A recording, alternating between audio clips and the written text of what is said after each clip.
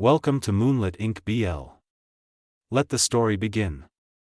Chapter 1, The Name on the Chart. Alexander Mart had learned, over the years, how to ignore pain. Not in the dramatic, heroic sense, nothing noble about it. It was a quiet skill, honed through long workdays, skipped meals, and the stubborn belief that stopping meant falling behind. Headaches were just dehydration. Chest tightness was stress. Dizziness meant he needed more sleep, which he would get eventually. So when the ache bloomed beneath his ribs that Tuesday afternoon, heavy and wrong, Alexander told himself it was nothing.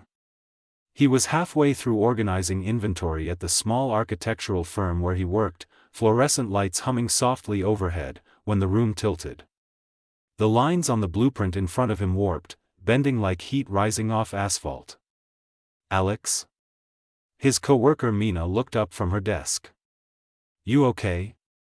You're pale." "I'm fine," he said automatically. The words came out thinner than he intended. He straightened, rolling his shoulders back, the way he'd taught himself to do when anxiety crept in. Pride in posture, stress in the shoulders, an old habit he couldn't quite shake. He reached for his coffee mug, then froze. His hand was shaking. The pressure in his chest sharpened, no longer ignorable. It felt as though someone had placed a fist inside him and was slowly, deliberately tightening it. "Okay," Mina said, already standing. "You're not fine. Sit down." "I just need a minute," Alexander insisted, but his legs buckled before the sentence finished. The world narrowed to fragments, Mina's shout, the clatter of a chair hitting the floor, the sharp scent of antiseptic that made no sense until later. When Alexander surfaced again, consciousness came in waves. Sound first. Beeping. Rhythmic and insistent. Voices layered over one another, urgent but controlled. Blood pressure dropping. "Get cardiology on the line." His eyelids felt impossibly heavy, but he forced them open just enough to see blurred white shapes and harsh ceiling lights sliding past him. A gurney. Hospital. Panic flared, sharp and immediate. No. No, not this. He tried to speak, but his throat refused to cooperate. A hand pressed gently against his shoulder. "You're in the ER," a calm voice said. Female. "You collapsed at work. Try not to move." Alexander swallowed with effort. Every breath felt like it scraped on the way in. "What?" he managed. The woman glanced at a monitor. "We're still running tests. Just breathe for me, okay?" He nodded faintly, eyes drifting shut again. This time, the next thing he heard was a name. Page Dr. Fox. Now. Alexander's eyes snapped open. For a moment, he thought it had to be a coincidence. Fox was a common enough surname. The world was big. The past stayed buried if you didn't dig it up. But the word lodged in his chest more painfully than the medical condition currently attacking his heart. Fox. A memory rose unbidden, a crooked grin, sun-bright and cruel. Sneakers scuffing against a school hallway floor. A voice that always sounded amused when it said his name, stretching it just enough to hurt. Mart. What kind of name is that, anyway? "No," Alexander whispered, though no one was listening. The curtain around his bed rustled as a nurse stepped in. "Dr. Fox is on his way," she said to someone outside. "He's the best we've got for this." Alexander's pulse spiked, the monitor responding with an agitated chorus of beeps. The nurse noticed immediately. Hey. Slow breaths. "You're okay." He wasn't. Not him. Anyone but him. He squeezed his eyes shut, but the past didn't care. Middle school locker rooms. Laughter that wasn't friendly. The way Jared Fox used to lean in too close, invading space like it was his right. Not fists, never fists. Words were sharper, cleaner. Easier to deny. "You're too quiet, Mart. You think that makes you better than us? Alexander had learned early that fighting back only made it worse. Silence was safer. Endurance. Waiting it out. He had waited years. And now. Footsteps approached. Unhurried. Confident. The curtain slid aside. Alexander opened his eyes. Jared Fox stood at the foot of the bed, dressed in dark blue scrubs, a tablet in one hand. He looked older, obviously, broader in the shoulders, sharper around the eyes, but unmistakably the same. The same fox-like focus. The same presence that seemed to command the space around him. Only now, the crooked grin was gone. Jared's gaze flicked from the monitors to Alexander's face, and stilled. For just a fraction of a second, something broke through his professional composure. Recognition. Shock. Then the mask settled back into place. Alexander Mart, Jared said, voice steady. I'm Dr. Fox. I'll be overseeing your case. The irony was almost laughable. Alexander's mouth felt dry. Of course you are. Jared's brow creased, just slightly. You know me? A dozen answers crowded Alexander's tongue. You ruined my childhood. You made me feel small. I used to dread every morning because of you. Instead, he said nothing. The silence stretched. Jared glanced at the chart again, then back at him, professionalism returning like armor snapping into place. You're experiencing a rare cardiac complication. We'll need to run more tests, but it's serious. How serious? Alexander asked. Jared met his eyes. This time, he didn't look away. Life-threatening, he said plainly. But treatable. Relief and fear tangled painfully in Alexander's chest. And you're the only one? He asked, already knowing the answer. Jared hesitated. Just long enough to matter. Yes. The beeping of the monitor filled the space between them. Alexander stared up at the man who once held power over his fear, and now held power over his life. The roles had reversed, twisted into something neither of them had chosen. He exhaled slowly, forcing his hands to unclench. Figures, he murmured. Jared's jaw tightened, but his voice remained calm. I won't let anything happen to you. Alexander wondered, not for the first time in his life, whether he had a choice. As the curtain fell back into place and preparations began around him, one thought echoed louder than the machines beside his bed. Surviving him once hadn't been a choice either. Chapter 2, The Bully in a White Coat. The hospital room smelled like antiseptic and something faintly metallic, the scent clinging to the back of Alexander's throat long after the nurse finished adjusting his fore. The lights were dimmed now, mercifully soft, but the machines kept watch with quiet, relentless beeps, proof that his body was being measured, weighed, and judged in ways he couldn't argue with. Jared Fox stood near the foot of the bed, scrolling through test results on his tablet. Alexander watched him from beneath half-lowered lashes. It was unsettling, seeing him like this. The posture was different, no careless sprawl, no restless energy looking for something to break. Jared moved with the calm efficiency of someone used to being obeyed by rooms full of people. His hands were steady, long-fingered, capable. Hands that once shoved Alexander's books off a desk now hovered near life-saving equipment. Don't think like that, Alexander told himself. That was then. But his body didn't care about logic. His chest tightened anyway. Jared cleared his throat. Your collapse was caused by a structural defect in your heart, he said, clinical, detached. It's rare and difficult to catch without specific imaging. You've probably had symptoms for years. Alexander gave a hollow laugh. So I wasn't just bad at handling stress. Jared's mouth twitched, then stilled.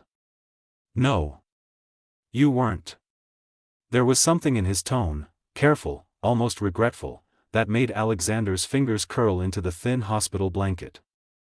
"So what happens now?" he asked.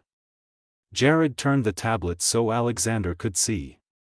The image on the screen meant nothing to him, shadows and shapes, lines that could have been abstract art for all he knew, but Jared traced a section with his finger, precise.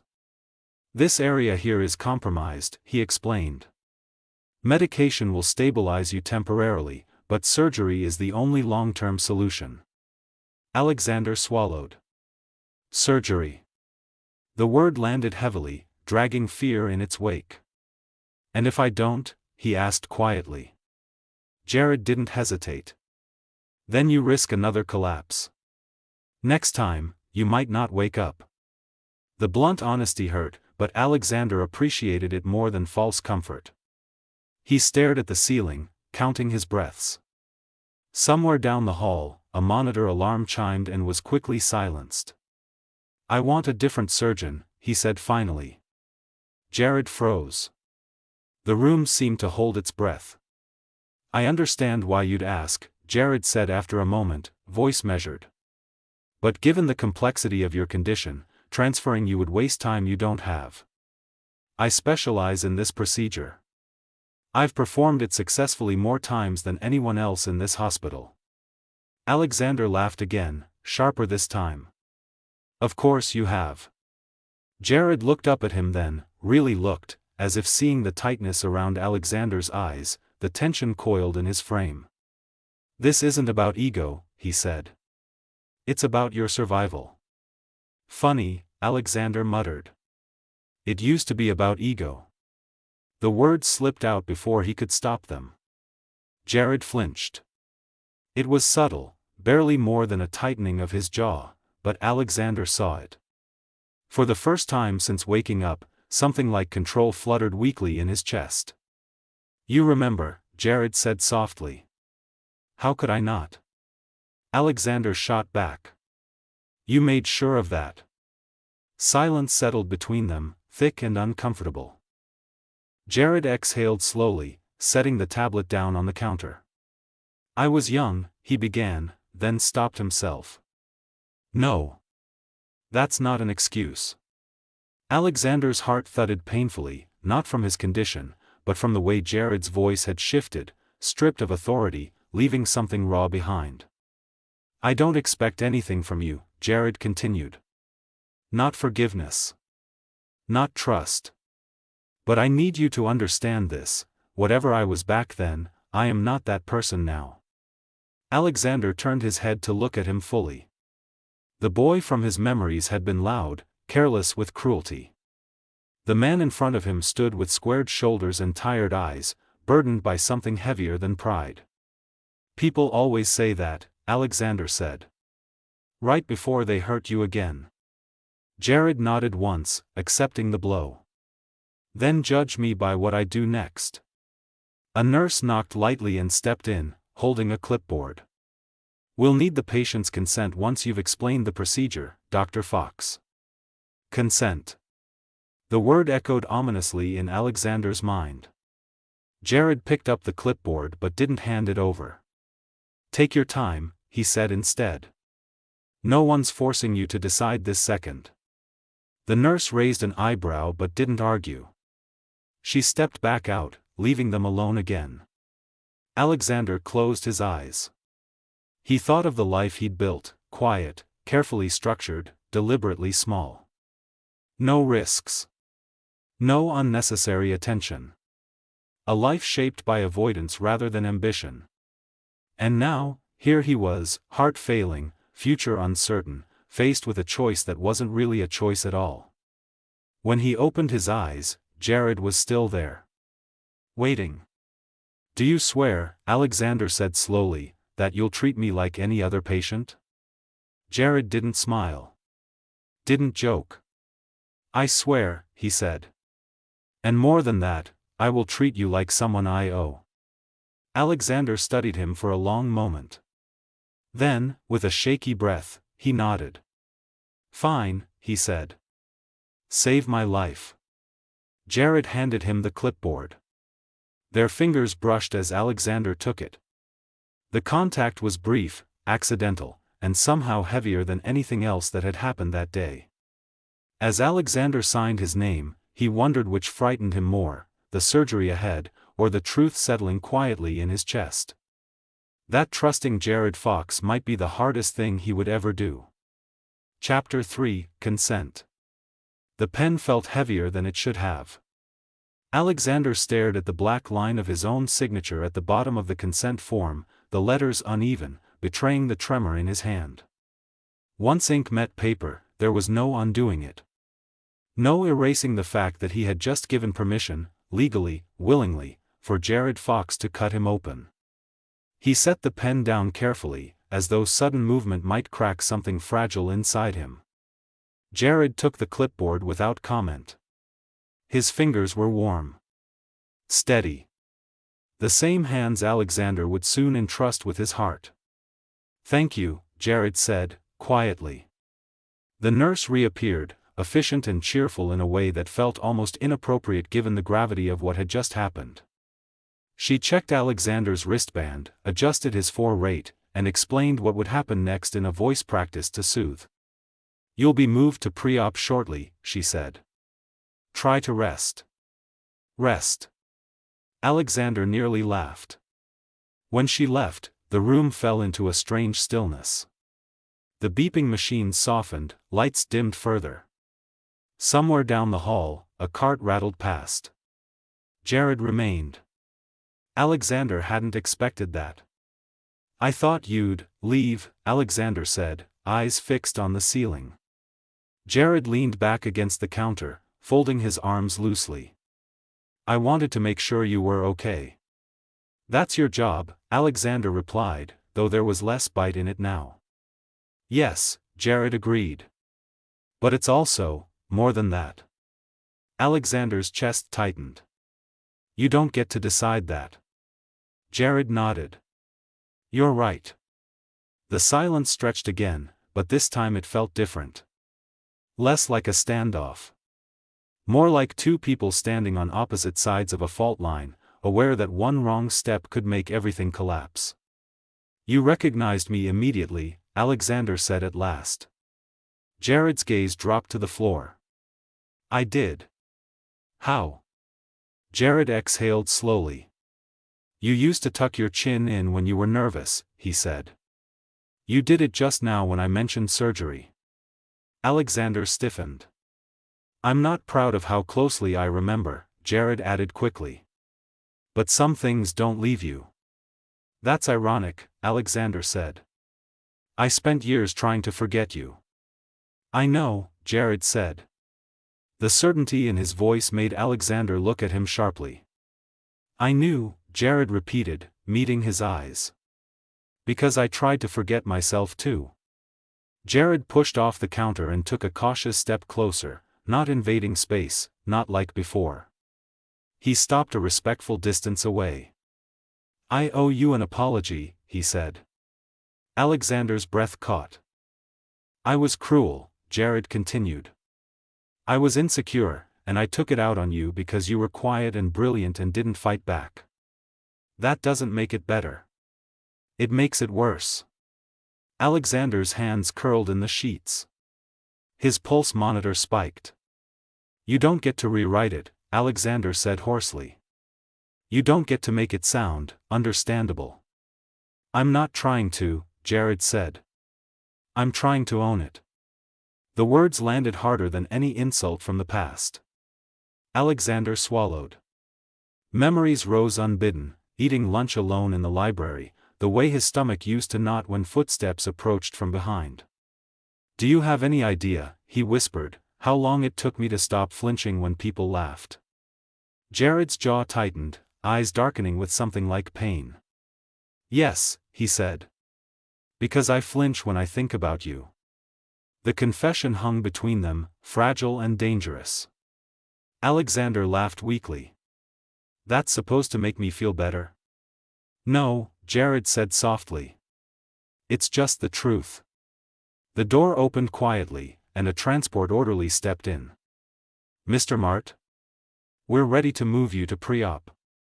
Alexander nodded, suddenly very aware of how fast his heart was beating.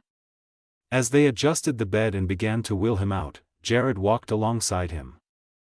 The hallway lights passed overhead in rhythmic flashes, each one marking time he couldn't reclaim. Right before they reached the double doors, Jared spoke again. "Alex," he said.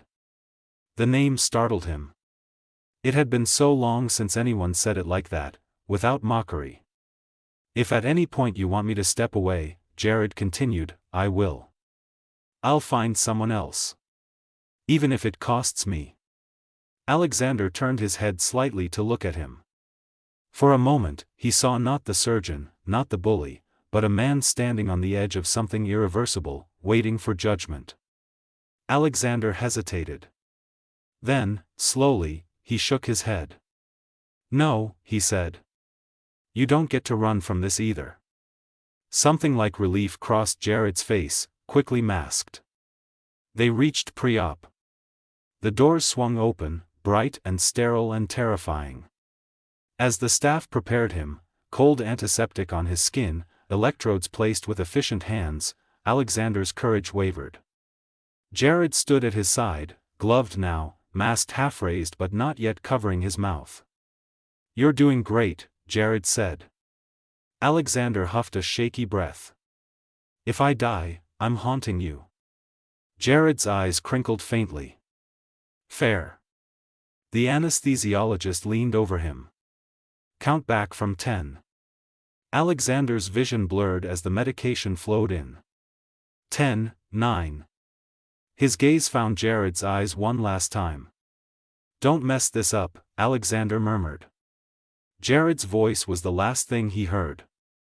"I won't," he said. "I promise." Then the world dissolved into darkness, and somewhere within it, the fragile beginning of something neither of them had planned took its first breath. Chapter 4, Under the Knife. The operating room was too bright. Even through half-lowered lashes, the lights burned white and unforgiving, haloed by the haze of anesthesia. Alexander felt heavy, suspended between waking and sleep, his body no longer entirely his own. Voices floated above him, muted, distorted, as though carried through water. Vitals steady. Scalpel. Cold brushed his skin. Then nothing. Jared Fox had performed this surgery dozens of times. He knew the sequence by heart, the rhythm of it, the precise order of movements that turned chaos into control. He trusted his hands more than anything else in his life. They had carried him through medical school, through residency, through nights so long he forgot what daylight looked like. They had never failed him. Still, as he stood scrubbed and ready, eyes fixed on Alexander's chest beneath sterile drapes, Jared felt something unfamiliar tighten in his gut. "Get it together," he told himself. The monitors beeped steadily, indifferent to history, indifferent to guilt. The patient before him was unconscious, vulnerable, utterly reliant on the skill of the people in this room. And Jared had never owed a patient more. "Beginning incision," he said, voice calm, practiced. The scalpel slid through skin with clean precision. Jared focused, on anatomy, on structure, on the intricate map of muscle and bone and blood vessels that made up a human life. He let the world narrow the way it always did in surgery. No past. No future. Only the next movement. But memory was stubborn. As his hands worked, images intruded unbidden, sunlit hallways, lockers slamming shut, a thinner boy with his shoulders drawn inward, eyes fixed on the floor. Jared remembered how powerful he'd felt back then, mistaking cruelty for confidence. "I didn't know better," he'd once told himself. That lie crumbled easily now. "You're doing fine," the assisting surgeon murmured, misreading Jared's silence as concentration. Jared nodded without looking up. He adjusted his grip, hands steady despite the weight pressing against his chest. The defect was visible now, subtle, insidious, something that could easily be missed by less experienced eyes. "There," Jared said. "That's the compromised section." The room moved in response to his words. Instruments passed smoothly. Suction cleared the field. As he worked, Jared thought of the consent form. Of the way Alexander's hand had shaken as he signed it. He trusted me, Jared thought. After everything. It wasn't forgiveness. It wasn't kindness. It was necessity. And somehow, that made it heavier. Somewhere deep beneath the anesthesia, Alexander dreamed. He was 12 again, sitting alone on the edge of the school field while laughter carried on the wind. The grass was too green, the sky too bright. He watched his younger self hug his knees, trying to make himself smaller. Footsteps approached. Alexander tensed, then frowned. Jared stopped a few feet away, not smirking, not mocking. Just standing there, hands shoved awkwardly into his pockets. "You dropped this," Jared said, holding out a notebook. Alexander stared at it. "You didn't have to." "I know," Jared replied. The dream wavered, colors bleeding at the edges. "You could still run," Alexander said. "That's what you always did. Run away laughing." Jared shook his head. "Not this time." The world blurred, the scene dissolving into light. "Heart rhythm stable," the anesthesiologist said. Jared allowed himself one measured breath of relief. The most delicate part was underway now. Every movement mattered. His hands hovered for a brief second before continuing. "This is where you make it right," he thought. "Not with words. With action." The room was silent except for the quiet exchange of instruments and the soft mechanical reassurance of monitors. Sweat gathered beneath Jared's surgical cap, but his hands never wavered. Time stretched. Minutes felt like hours. Then. "Repair complete," Jared said. A pause. Beginning closure. The tension in the room eased incrementally, like a held breath finally released. As the final sutures were placed, Jared felt something inside him loosen, just slightly. Not absolution. Not relief. Hope. Alexander surfaced slowly, dragged upward by distant sound and sensation.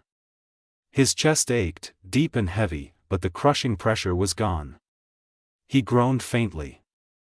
"Easy," a voice said. "You're in recovery." Alexander blinked, vision swimming.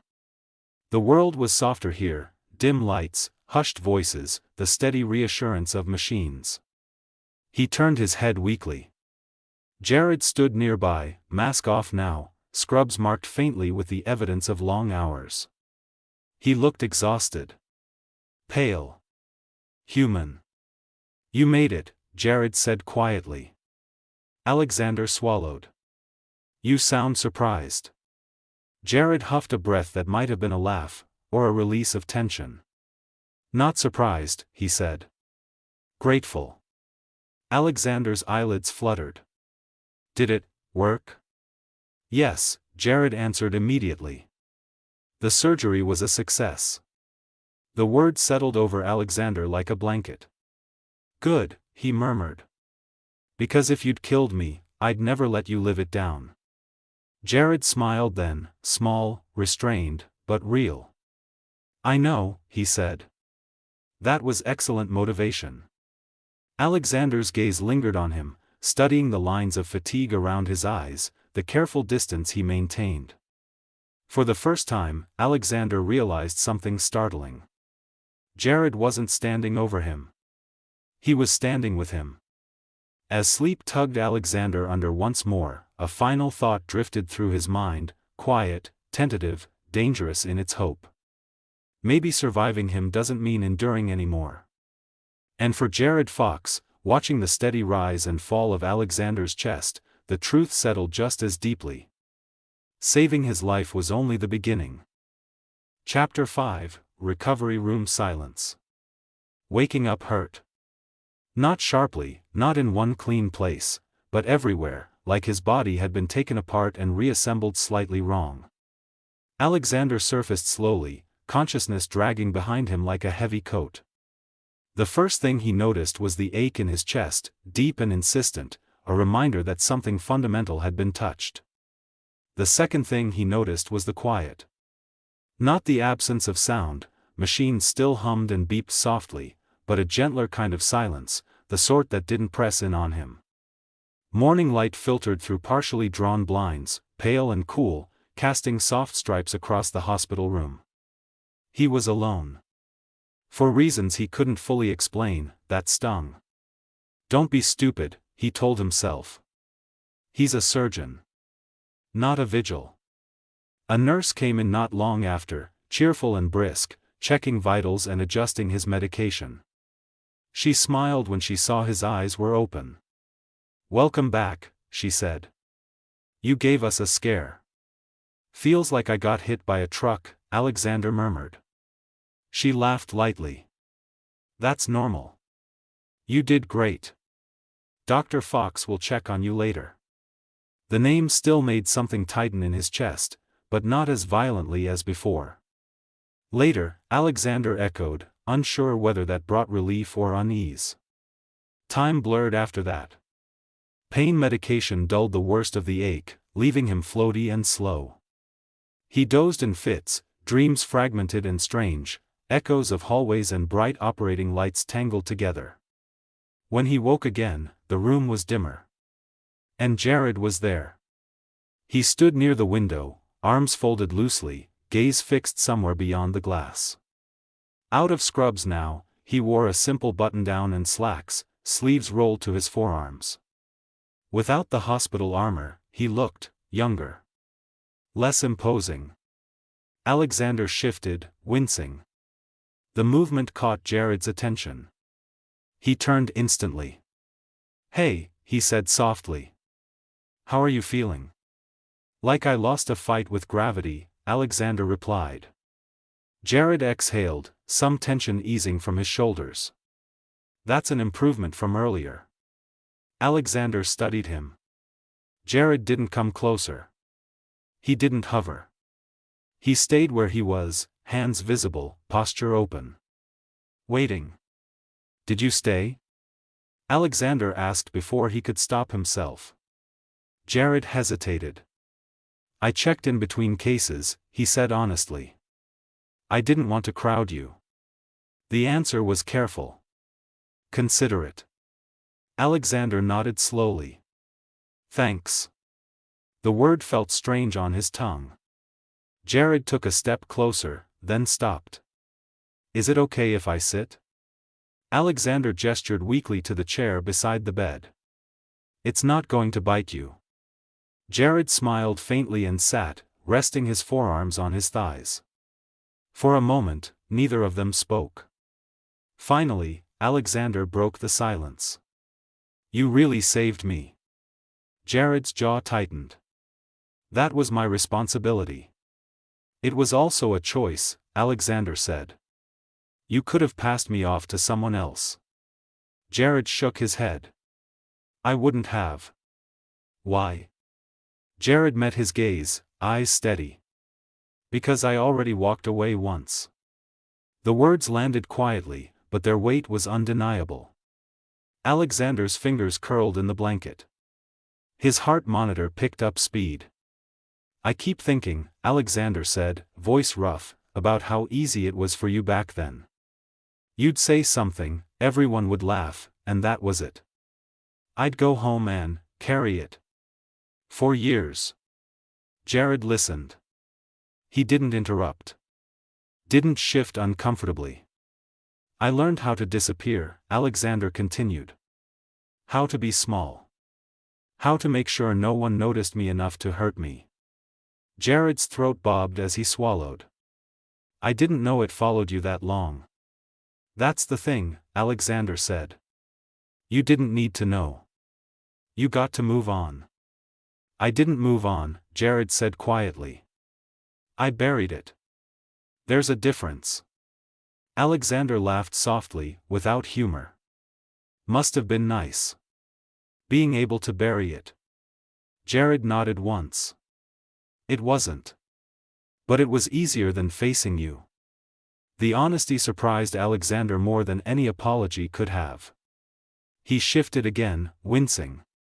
Jared was on his feet instantly. "Sorry, did I?" "I'm fine," Alexander said, though his breath was shallow. "Just sore." Jared hovered for half a second, then forced himself to sit back down. "Tell me if you need anything," he said. "Anything?" Alexander hesitated, then said, "Stay." Jared looked at him, startled. "Just sit," Alexander added.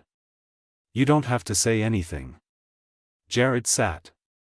They existed in silence, broken only by the steady rhythm of Alexander's heart, a rhythm Jared had fought to preserve. Minutes passed. Or maybe longer. Alexander finally spoke again, voice softer. "When I was under, I dreamed about us." Jared stiffened slightly. "Yeah?" "You weren't cruel," Alexander said. "You gave something back instead of taking it." Jared closed his eyes briefly. "I wish I had been that person." "You are now," Alexander said. "Or at least, you're trying." Jared looked at him then, something raw in his expression. "Trying isn't enough to erase what I did." "I know," Alexander said. "But it's a start." The word surprised them both. Jared nodded slowly, as if afraid to break the moment. "I'll take a start," he said. As night settled in, a nurse came to adjust Alexander's fore and gently suggested Jared head home. "I will," Jared said. Then, after a glance at Alexander, "Soon." When they were alone again, Jared stood, hesitating. "I'll be back tomorrow." Alexander met his eyes. "Okay." Jared paused at the door. "Thank you," he said quietly. "For what?" Alexander asked. "For not telling me to leave." Jared left before Alexander could respond. Alone again, Alexander stared at the ceiling, listening to his heartbeat, steady, present, real. For the first time since he was a child, the silence didn't feel like abandonment. It felt like space. Space to breathe. Space to heal. And somewhere in that quiet, a fragile truth took root. Healing didn't begin with forgetting. It began with being seen. Chapter 6, The Space Between Us. By the fourth day, Alexander could sit up on his own. It wasn't graceful. It involved a lot of careful maneuvering, a strategically placed pillow, and a muttered curse when his chest protested too loudly. But when he finally managed it, legs dangling over the side of the bed, a small, defiant spark of triumph flickered in his chest. He was still here. The room had begun to feel less like a holding cell and more like a temporary shelter. Cards from coworkers sat on the windowsill. Fresh flowers, sent anonymously, though Alexander suspected the source, brightened the corner near the door. The constant vigilance of nurses had softened into routine check-ins. And Jared. Jared came every day. Sometimes in scrubs between surgeries, sometimes in plain clothes late in the evening. He never stayed too long. Never hovered. He asked before touching anything, chairs, blankets, the remote. It was as if he was constantly measuring the space between them, careful not to cross an invisible line. Alexander noticed. He noticed everything. "You're staring," Alexander said one afternoon, breaking the quiet. Jared blinked, pulled from his thoughts. "Sorry." "Habit." "Monitoring?" Alexander teased weakly. "Something like that," Jared admitted. Alexander shifted, testing his balance. "You know I'm not going to suddenly flatline because I stood up, right?" Jared raised an eyebrow. "Statistically unlikely," he said. "But I'd rather not tempt fate." Alexander smiled despite himself. The sound surprised them both. Jared looked away first. That night, sleep refused to come. Alexander lay awake, listening to the muted sounds of the hospital after dark, distant footsteps, the soft murmur of voices, the ever-present beeping that reminded him his heart was still under observation. His thoughts drifted, unbidden, to Jared. To the way his voice softened when he asked how Alexander was feeling. To the way his hands clenched slightly when Alexander winced in pain, as if he were holding himself back. He cares, a small voice whispered. Alexander shut his eyes, frowning. Caring didn't erase history. Caring didn't undo years of learning how to be invisible. And yet. The next morning, Jared arrived carrying 2 cups of coffee and a paper bag. I wasn't sure what you're allowed to have, he said, holding them up. So I brought options. Alexander eyed the bag suspiciously.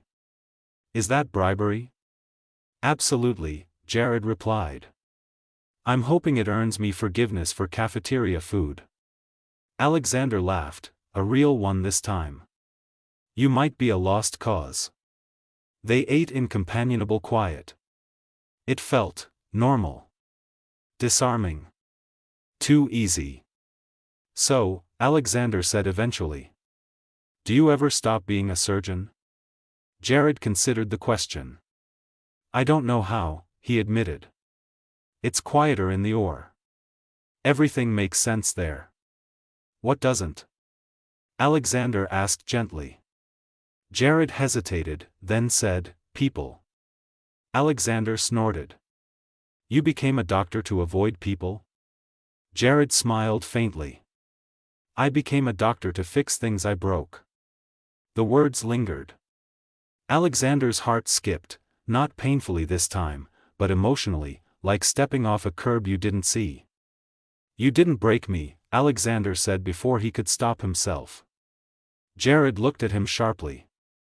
Alex. You hurt me, Alexander corrected. But I'm still here. I built a life. Maybe not a loud one.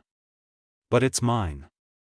Jared's shoulders sagged slightly, as if releasing a burden he'd been carrying alone. I'm glad, he said. You deserve that. Something warm settled in Alexander's chest, unfamiliar and dangerous. Physical therapy began the following day. It was slow, frustrating work, short walks down the hall, breathing exercises that left him dizzy, constant reminders to listen to his body. Jared didn't attend those sessions, but he always checked in afterward. How far today, he'd ask. 10 steps, Alexander would reply dryly. Try not to be too impressed.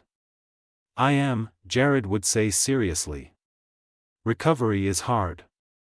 Alexander found himself thinking about Jared when he wasn't there. Wondering what he was doing. Whether he was eating properly. Whether he slept at all. This is a bad idea, he told himself. At night, when the ward grew quiet, Alexander replayed old memories, and overlaid them with new ones. Jared listening. Jared apologizing without excuses. Jared choosing restraint where once there had been entitlement. People could change. That truth was both comforting and terrifying.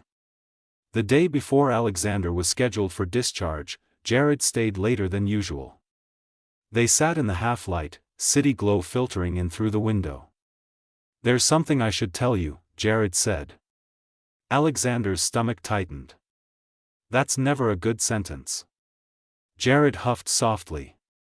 I turned down a promotion last year. Alexander blinked. Why? Because it would have meant moving, Jared said. Starting over somewhere I didn't know anyone. And I realized I didn't trust myself not to become the person I used to be, he said quietly. Arrogant. Untouchable. Alexander studied him. You don't seem untouchable now. Jared met his gaze. That's because you touched something I kept buried. The words were too intimate. Too honest. Alexander looked away first this time, heart pounding, not from fear, but from something far more unsettling. Connection. I don't know what this is, Alexander said slowly. Between us. Neither do I, Jared replied. But I know I don't want to pretend it doesn't exist. Silence stretched between them, taut but not uncomfortable. Alex, Jared said gently. You don't owe me anything. Not friendship. Not forgiveness. Certainly not this. Alexander swallowed. And if I want it anyway? Jared's breath caught. Then, he said carefully, "I'll follow your lead." Alexander nodded, pulse steady, resolute. For the first time in his life, he wasn't shrinking back from what he felt. He was stepping toward it. The space between them remained, but it was no longer empty. It was charged. Waiting. Chapter 7, Choosing Forgiveness. The discharge papers sat on the bedside table like a quiet ultimatum. Alexander stared at them for a long time before touching them. The word cleared stood out in bold, clinical letters: cleared to go home, cleared to resume life with limitations, cleared to leave this strange in-between place where the past had finally caught up to him and, somehow, loosened its grip. Leaving meant distance. Distance from the steady beeping of monitors. Distance from the fragile safety of hospital routines. Distance from Jared. That thought unsettled him more than he expected. He dressed slowly, carefully, every movement still measured. The mirror by the sink reflected a thinner version of himself, dark circles beneath his eyes, a faint line of stitches peeking from beneath his shirt. Proof that something inside him had been opened, and changed. A knock sounded at the door. "Come in," Alexander said. Jared stepped inside, already out of his white coat for the day. He looked tired, but there was something lighter in his expression too, as if a weight had shifted. "You're getting out," he said, smiling faintly. "Don't sound so disappointed," Alexander replied. Jared shook his head. "I'm relieved. And nervous." Alexander arched an eyebrow. "You? Nervous?" Jared glanced at the papers. "This is where my job technically ends." The truth of that landed between them. Alexander folded the discharge papers, slow and deliberate. "And the rest?" "That's up to you," Jared said. They stood there, two men suspended on the edge of something unnamed. "I need to say something," Alexander said finally. Jared's posture stilled. "Okay." Alexander sat back on the bed, heart thudding, not painfully, but insistently. "I've been thinking about forgiveness." Jared didn't interrupt. "I used to think forgiveness meant pretending it didn't hurt," Alexander continued. "Like I had to minimize it. Make it smaller so everyone else could move on." Jared's jaw tightened, but he stayed silent. "But that only kept me trapped," Alexander said.